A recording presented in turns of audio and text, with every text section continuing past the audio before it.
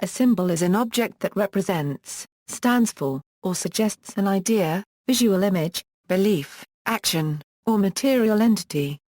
Symbols take the form of words, sounds, gestures, or visual images and are used to convey ideas and beliefs. For example, a red octagon may be a symbol for stop. On a map, a picture of a tent might represent a campsite. Numerals are symbols for numbers. Personal names are symbols representing individuals.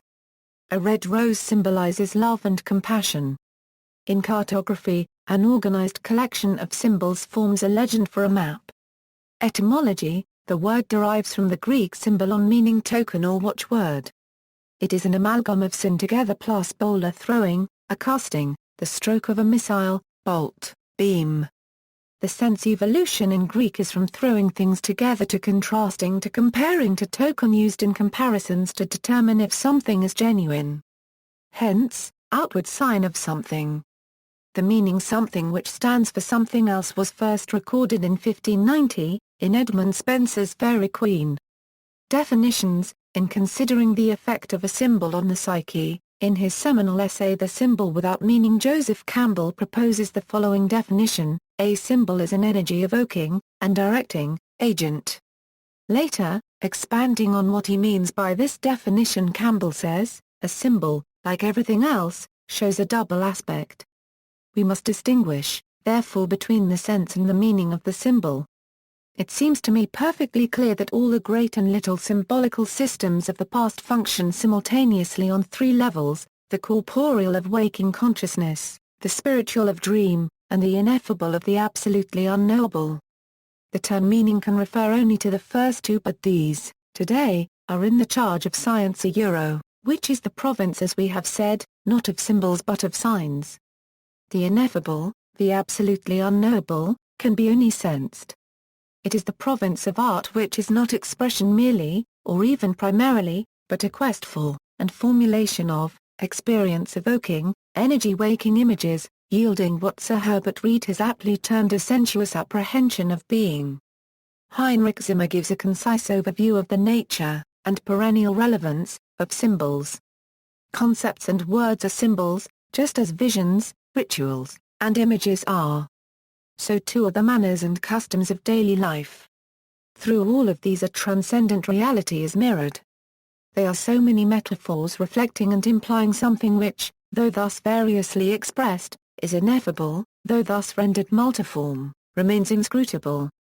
Symbols hold the mind to truth but are not themselves the truth, hence it is delusory to borrow them. Each civilization, every age, must bring forth its own. In the book Signs and Symbols, it is stated that a symbol is a visual image or sign representing an idea, a deeper indicator of a universal truth. Symbols are a means of complex communication that often can have multiple levels of meaning. This separates symbols from signs, as signs have only one meaning.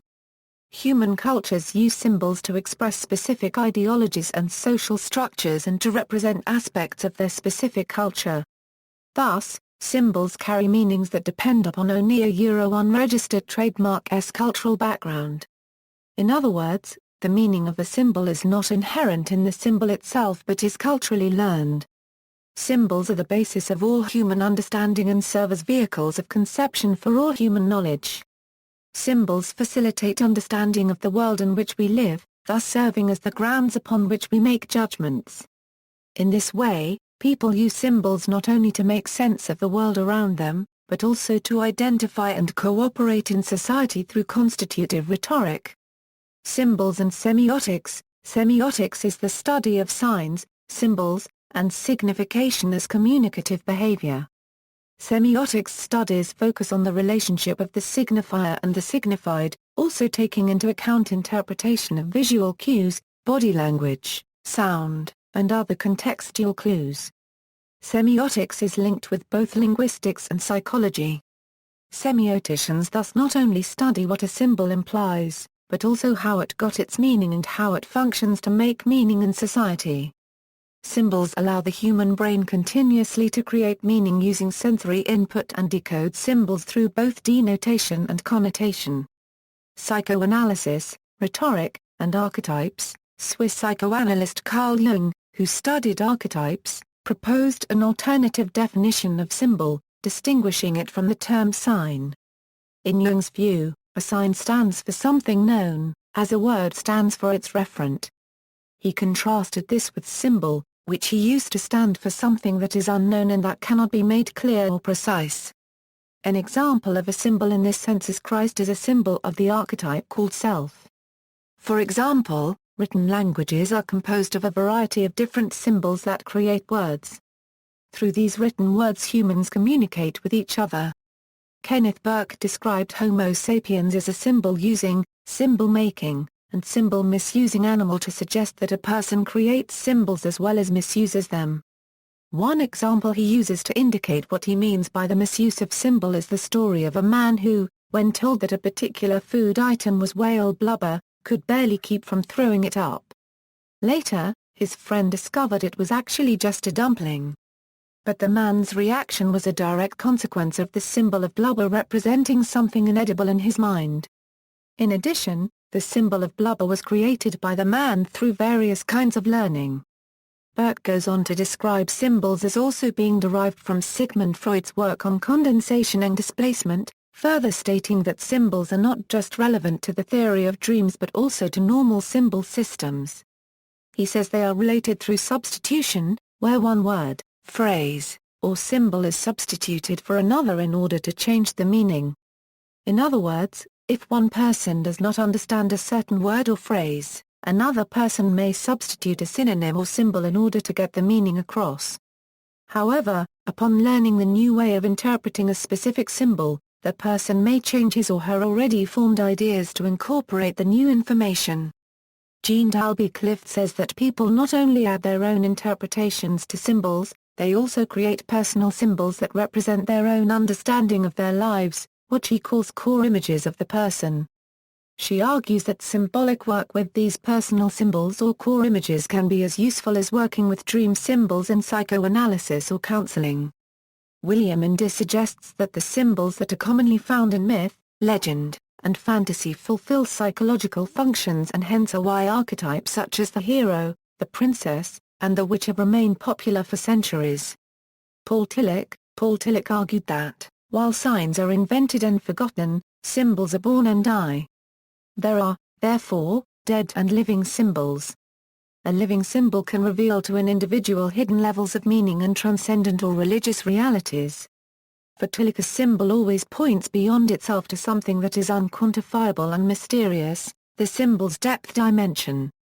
Symbols are complex, and their meanings can evolve as the individual or culture evolves. When a symbol loses its meaning and power for an individual or culture, it becomes a dead symbol. The Greek gods might be an example of symbols that were once living for the ancient Greeks but whose meaning and power are now gone. When a symbol becomes identified with a deeper reality to which it refers, it becomes idolatrous as the symbol is taken for reality. The symbol itself is substituted for the deeper meaning it intends to convey. The unique nature of a symbol is that it gives access to deeper layers of reality which are otherwise inaccessible. Role of context and symbolism. A symbol's meaning may be modified by various factors including popular usage, history, and contextual intent. Historical meaning. This history of a symbol is one of many factors in determining a particular symbol's apparent meaning. Consequently, symbols with emotive power carry problems analogous to false etymologies. Context. The context of a symbol may change its meaning. Similar five-pointed stars might signify a law enforcement officer or a member of the armed services, depending upon the uniform. Symbolic action.